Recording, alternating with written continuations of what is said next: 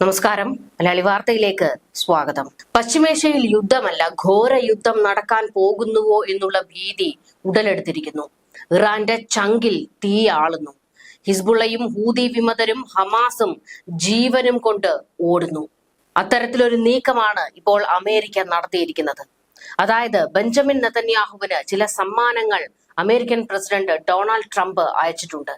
ഈ സമ്മാനങ്ങൾ കണ്ട് ലോകം ഭീതിയുടെ മുൾമുനയിൽ നിൽക്കുകയാണ്. ഒരു മൂന്നാം ലോക മഹായുദ്ധം ഉണ്ടാകുമോ എന്ന് ഭയപ്പെട്ട് ബൈഡൻ ഭരണകൂടം തടഞ്ഞുവെച്ച ആയുധങ്ങളും ബോംബുകളുമാണ് ഇപ്പോൾ ട്രംപ് ഇസ്രയേലിന് അയച്ചിരിക്കുന്നത്. പലസ്തീൻ ഇസ്രയേലിൽ നടത്തിവന്ന കൂട്ടക്കൊലയിൽ ആശങ്ക രേഖപ്പെടുത്തിയാണ് ബൈഡൻ ഭരണകൂടം ബോംബ് വിതരണം തടഞ്ഞുവെച്ചത്. ഇതിന്റെ പേരിൽ തെരഞ്ഞെടുപ്പ് പ്രചാരണത്തിനിടെ ട്രംപ് ബൈഡനെ രൂക്ഷമായി വിമർശിക്കുകയും ചെയ്തിരുന്നു. അധികാരത്തിലെത്തിയാൽ ഇസ്രയേലിന് എല്ലാത്തരം സഹായങ്ങളും നൽകുമെന്ന് ട്രംപ് പ്രഖ്യാപിച്ചു. ഇതുപ്രകാരം ബൈഡൻ തടഞ്ഞുവെച്ച മാരക ബോംബുകൾ വിതരണം ചെയ്യാനാണ് ട്രംപ് ഉത്തരവിട്ടത്. ഇസ്രയേൽ ഓർഡർ നൽകിയതും അതിനുവേണ്ടി പണം നൽകിയതും എന്നാൽ ബൈഡൻ തടഞ്ഞതുമായ നിരവധി കാര്യങ്ങൾ തനിക്ക് ചെയ്യാനുണ്ട് എന്ന് ട്രംപ് പറഞ്ഞിരുന്നു. വെടിനിർത്തൽ നിലവിൽ വരികയും ബന്ദികളുടെ കൈമാറ്റം നടന്നു വരികയും ചെയ്തതോടെ ഒരാഴ്ചയായി ഗാസ ഇപ്പോൾ ശാന്തമാണ്. ട്രംപ് ഭരണം തുടങ്ങിയതോടെ രാജ്യം ഇതുവരെ ചെയ്തു പോന്ന എല്ലാ വിദേശ സഹായങ്ങളും US നിർത്തിവെച്ചിരുന്നു. വികസന സഹായം മുതൽ സൈനിക സഹായം വരെയുള്ളവയാണ് നിർത്തിവെച്ചത്. അമേരിക്കൻ പിന്തുണയെ ആശ്രയിക്കുന്ന രാജ്യങ്ങൾക്ക് ദൂരവ്യാപകമായ പ്രത്യാഘാതങ്ങൾ ഉണ്ടാക്കുന്ന പുതിയ നീക്കം US വിദേശ നയത്തിലെ വലിയ മാറ്റത്തെ അടയാളപ്പെടുത്തുന്നതായി ദേശമാധ്യമങ്ങൾ റിപ്പോർട്ട് ചെയ്തിരുന്നു. അമേരിക്കയുടെ പൊതുജനാഭിപ്രായം ഇപ്പോഴും എപ്പോഴും ഇസ്രയേലിന് അനുകൂലവും പലസ്തീനെതിരുമാണ്.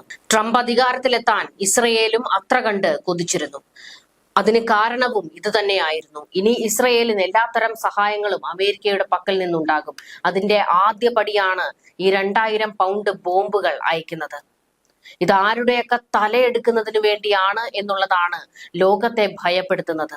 ഇറാൻ ആണെങ്കിൽ മുൾമുനയിൽ നിൽക്കുകയാണ്. കാരണം ഇസ്രയേലിലേക്ക് 2 തവണയാണ് അതിമാരകമായ മിസൈൽ ആക്രമണങ്ങൾ ഇറാൻ നടത്തിയത്.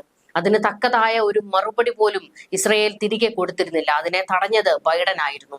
എന്നാൽ ട്രംപ് അതിനെ തടയില്ല എന്ന് ബെഞ്ചമിൻ നെതന്യാഹുവിന് കൃത്യമായി അറിയാം. അതുകൊണ്ട് തന്നെ ഇപ്പോൾ വലിയ രീതിയിലുള്ള ആയുധ സഹായങ്ങൾ ഇസ്രയേലിന് ലഭിച്ചതോടെ ഇറാന്റെ നെഞ്ച് കത്തുകയാണ്. യുദ്ധങ്ങളെല്ലാം താൻ അവസാനിപ്പിക്കും എന്ന് പറഞ്ഞുകൊണ്ട് അതിനുവേണ്ടിയുള്ള സഹായങ്ങൾ ചെയ്യും എന്ന് പ്രഖ്യാപിച്ച് അധികാരത്തിലെത്തിയ ട്രംപ് ഇപ്പോൾ കാണിക്കുന്നത് അതിന്റെ നേർവിപരീതമാണ്. ഇസ്രയേലി ഉദ്യോഗസ്ഥർ പറയുന്നതനുസരിച്ച് അമേരിക്കയിൽ സൂക്ഷിച്ചിരുന്ന 1800 MK-84 ബോംബുകൾ ഒരു കപ്പലിൽ കയറ്റി വരും ദിവസങ്ങളിൽ ഇസ്രയേലിന് അമേരിക്ക കൈമാറും എന്ന് റോയിട്ടേഴ്സും റിപ്പോർട്ട് ചെയ്തിട്ടുണ്ട്.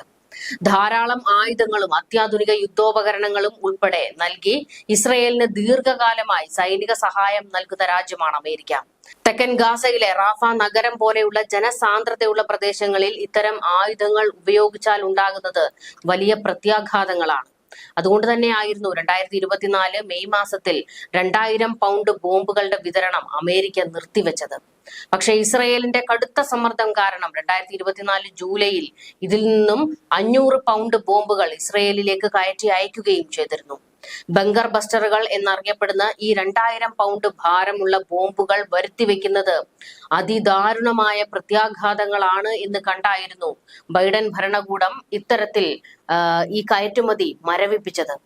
ബൈഡൻ കൊണ്ടുവന്ന ഈ നിയന്ത്രണം ചെറിയ തോതിൽ അമേരിക്ക ഇസ്രയേൽ ബന്ധം വഷളാക്കുകയും ചെയ്തിരുന്നു.